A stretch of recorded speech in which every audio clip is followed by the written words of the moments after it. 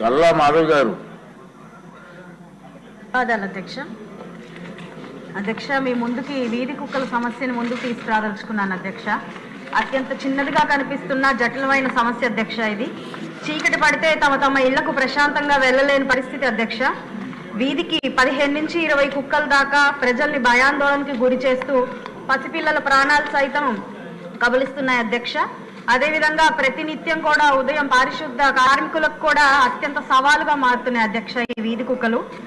అధ్యక్ష, వీధి సింహాలుగా మనుషులకు అత్యంత సన్నిహితమైన జంతువులుగా పరిగణించబడే ఈ కుక్కలు ఈరోజు క్రూర మృగాలుగా మారిపోతున్న పరిస్థితి అధ్యక్ష.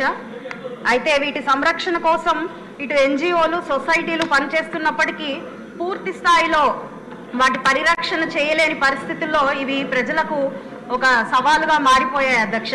కాబట్టి ఇటు స్థానిక ప్రజలు, మున్సిపల్ కార్పొరేషన్ వారు, అదేవిధంగా స్థానిక ప్రతినిధులు భాగస్వాములుగా అయ్యి ఒక పటిష్టమైన పాలసీని తీసుకొచ్చి ఈ సమస్యలకి పరిష్కారం తీసుకురావాల్సిందిగా కోరుతున్నాను అధ్యక్ష. ఇది నా యొక్క నియోజకవర్గం కాదు అధ్యక్ష, యావత్ రాష్ట్రంలో కూడా, అదే భారతదేశంలో కూడా ఈ యొక్క సమస్య చాలా జటిలమైంది అధ్యక్ష. కాబట్టి మనం తీసుకునే ఈ నిర్ణయము యావత్ భారతదేశానికి కూడా ఒక ప్రామాణికంగా ఉంటుంది అధ్యక్ష.